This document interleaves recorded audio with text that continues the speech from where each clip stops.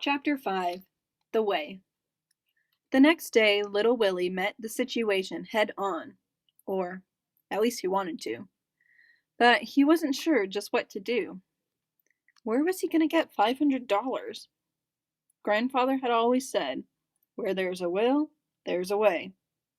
Little Willie had the will. Now, all he had to do was find the way. "Of all the stupid things," cried Doc Smith, "not paying his taxes! Let this be a lesson to you, Willie." "But the potatoes barely bring in enough money to live on," explained little Willie. "We went broke last year." "Doesn't matter. Taxes gotta be paid, whether we like it or not. And believe me, I don't know of anybody who likes it." "Then why do we have them in the first place?" "Because it's the way the state gets its money." "Why don't they grow potatoes like Grandfather does?" Doc Smith laughed. "They have more important things to do than grow potatoes," she explained. "Like what?" "Like taking care of us. Grandfather says we should take care of ourselves. But not all people can take care of themselves. Like the sick, like your grandfather. I can take care of him. He took care of me when my mother died. Now I'm taking care of him. But what if something should happen to you?" Oh. Little Willie thought about this. They walked over to the sled where Searchlight was waiting, Doc Smith's high boots sinking into the soft snow with each step. Little Willie brushed the snow off Searchlight's back. Then he asked, "Owing all this money is the reason Grandfather got sick, isn't it?" "I believe it is, Willie," she agreed. "So, if I pay the taxes, Grandfather will get better, won't he?" Doc Smith rubbed the wrinkles below her eyes.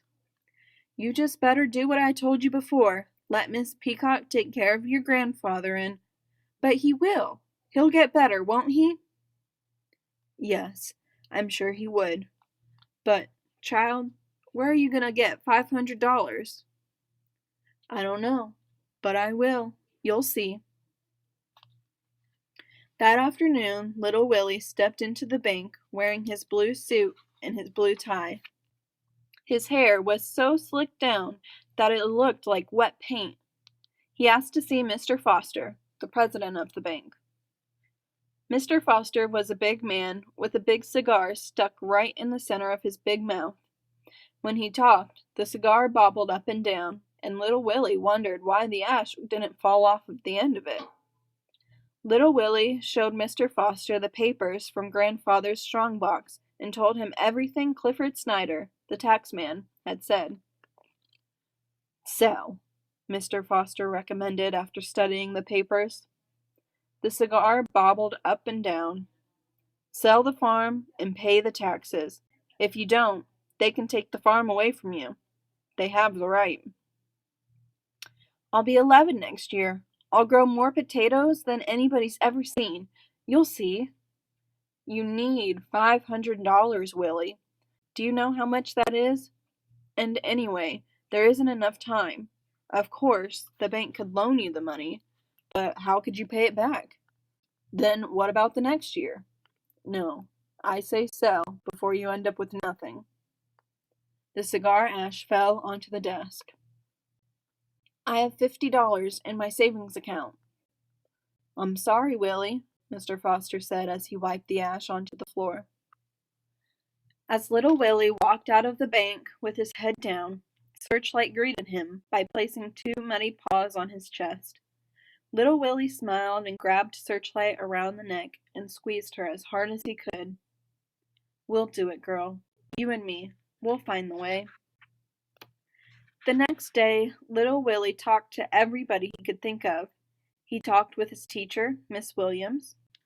He talked with Lester at the general store. He even talked with Hank, who swept up over at the post office. They all agreed. Sell the farm.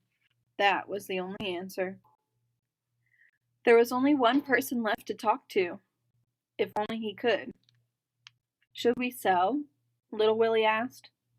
Palm up meant yes. Palm down meant no. Grandfather's hand lay motionless on the bed.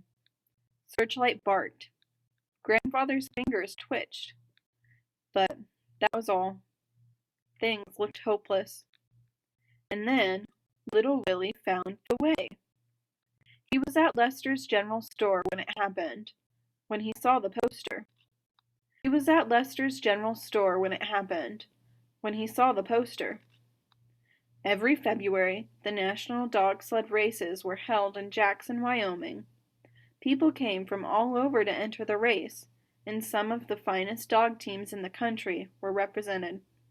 It was an open race. Any number of dogs could be entered, even one. The race covered 10 miles of snow-covered countryside, starting and ending on Main Street, right in front of the old church.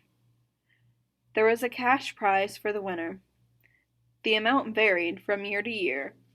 This year, it just happened to be $500. "Sure," Lester said as he pried the nail loose and handed little Willie the poster. "I'll pick up another at the mayor's office." Lester was skinny but strong, wore a white apron, and talked with saliva on his lips. "Gonna be a good one this year. They say that mountain man, the Indian called Stone Fox, might come. Never lost a race. No wonder, with 5 Samoyeds." But little Willie wasn't listening as he ran out of the store, clutching the poster in his hand. "Thank you, Lester, thank you." Grandfather's eyes were fixed on the ceiling. Little Willie had to stand on his toes in order to position the poster directly in front of Grandfather's face. "I'll win," little Willie said. "You'll see. They'll never take this farm away." Searchlight barked and put one paw up on the bed. Grandfather closed his eyes, squeezing out a tear that rolled down and filled up his ear. Little Willie gave Grandfather a big hug, and Searchlight barked again.